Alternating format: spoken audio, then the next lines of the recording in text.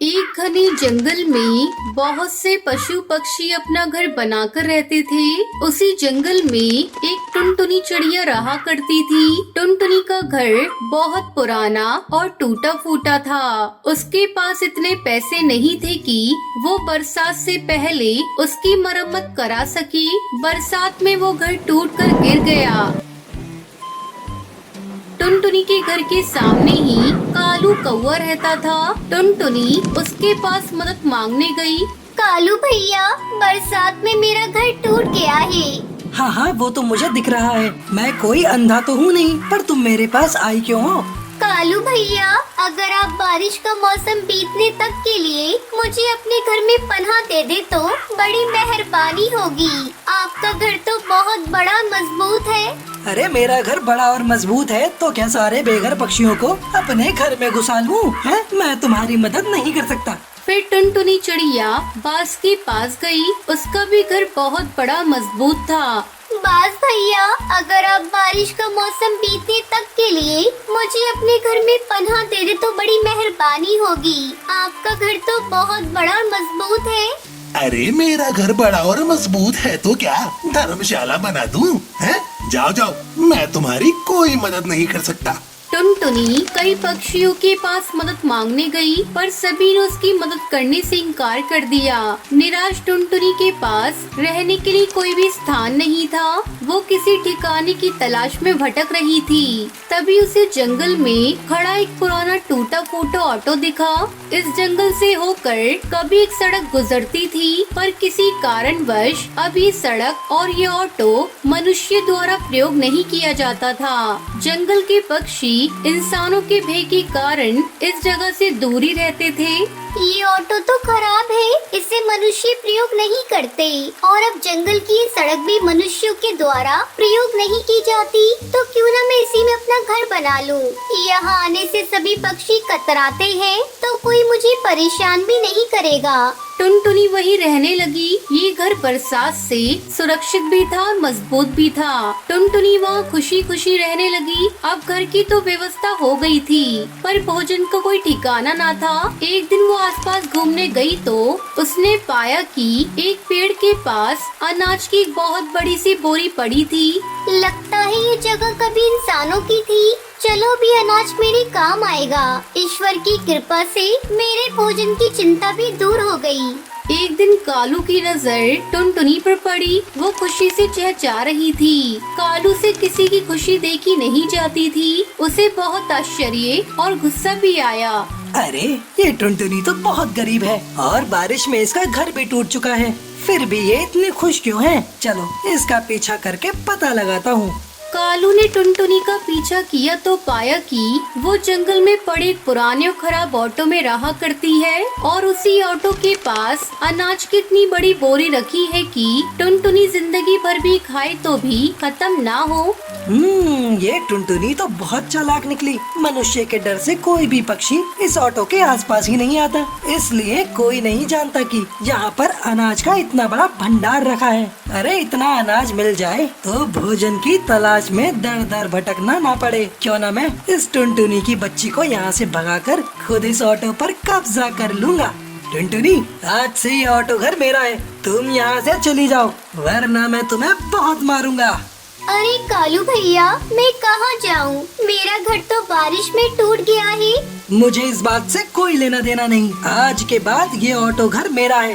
कालू ने टुनटुनी को मार मार कर वहाँ से भगा दिया और आराम से टुनटुनी के घर में रहने लगा। बेचारी टुनटुनी ने नजदीकी एक पेड़ पर अपना छोटा सा घोंसला बना लिया और दुख के दिन काटने लगी। उसी जंगल में रहने वाला जिगरबाज और कालू की बड़ी दुश्मनी थी। एक दिन जिगरबाज ने कालू कौवे को देखा तो वो एक डाल पर बैठा गुनगुना रहा था। अरे ये कालू इतना खुश क्यों है? इतनी बारिश में जब सभी पक्षी अपने घर और खाने को लेकर चिंतित हैं, तो ये कालू इतना निश्चिंत क्यों है? मुझे इसका पीछा कर देखना चाहिए कि आखिर माजरा क्या है। देखूं तो ये बेवकूफ आखिर क्या खिचड़ी पका रहा है। जिगरबाज ने कालू का पीछा किया तो उसे भी उस ऑटो घर और वहाँ रखे अनाज के बड़े भंडार का पता चल गया। वो देखकर उसे लालच आ गया।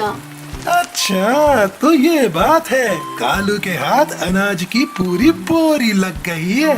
अरे इतना अनाज तो वो जीवन भर खाएगा तो भी खत्म नहीं होगा। क्यों न मैं इसे यहाँ से मार कर भगा दूं और खुद इस ऑटो घर पर कब्जा कर लूं।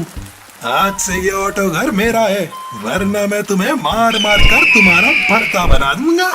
अरे वाह, तुमने कह दिया और मैंने मान लिया। मैंने भी हाथों में चूड़ियां नहीं पहन रखी हैं। मैं अपने घर और अनाज पर तुम्हें कब्जा नहीं करने दूंगा। अच्छा तो ये बात है बेटू।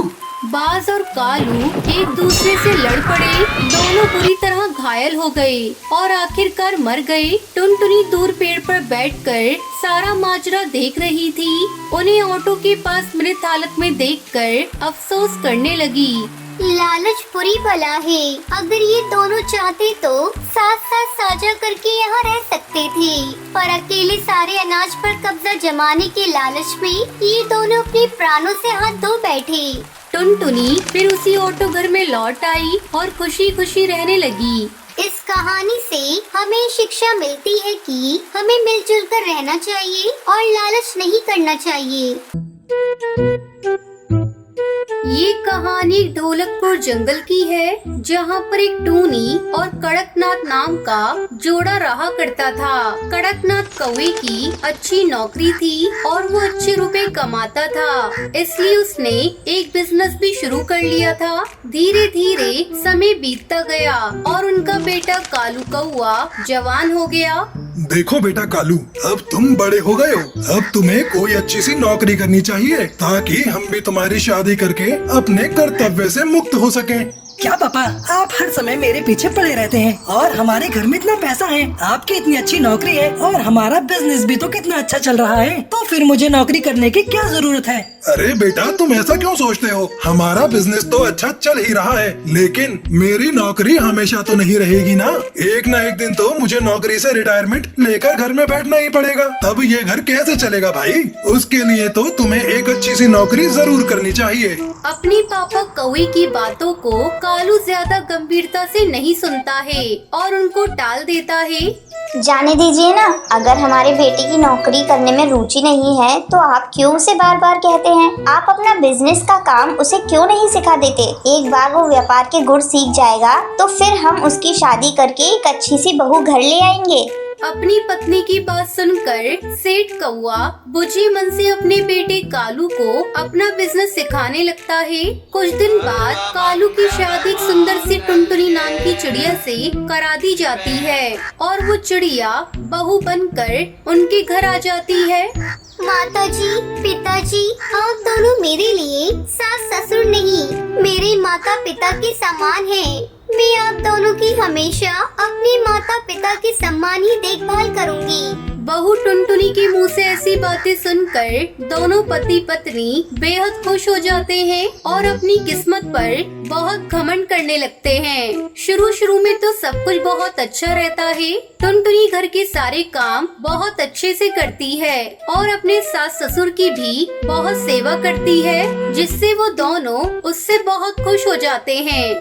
सुनिए जी, हमारी तो किस्मत ही खुल गई जो हमें इतनी प्यारी बहू मिली है। मैं सोच रही हूँ कि अपने सारे गहने बहू टुनटुनी को उपहार में दे दूं। आखिर मेरे बाद वो गहने बहू के ही तो हैं। अरे वाह, तुम बिल्कुल सही सोच रही हो टूनी। अब मैं भी सोच रहा हूँ कि बिजनेस का सारा काम अपने बेटे को सौंप दूं और अब थोड़ा आराम करूँ। कुछ दिनों बाद पिताजी, मैं अपने व्यापार का काम आगे बढ़ाना चाहता हूँ, जिसके लिए मुझे कुछ लोन की जरूरत है, लेकिन ये घोंसला तो आपके नाम है, इसलिए मुझे बैंक से लोन नहीं मिल पा रहा है। अगर आप ये घोंसला मेरे नाम कर दें, तो मैं आसानी से लोन लेकर अपना व्यापार बड़ा कर सकता हूँ। अरे वाह बेटा, तुम तो बहुत समझदार हो गए हो जो अब व्यापार को बढ़ाने के बारे में सोच रहे हो। क्यों नहीं, मैं जल्द ही ये मकान तुम्हारे नाम कर दूंगा, फिर तुम आसानी से बैंक से लोन लेकर अपना व्यापार आगे बढ़ा सकते हो। इस तरह कड़कनाथ कौवा अपना मकान भी एकलौते बेटे कालू के नाम कर देता है। कुछ दिन बाद कड़कनाथ अपनी नौकरी से रिटायर हो जाता है और घर पर बैठ जाता है। अब तो ये सास ससुर दिन भर घर पर ही बैठे रहते हैं।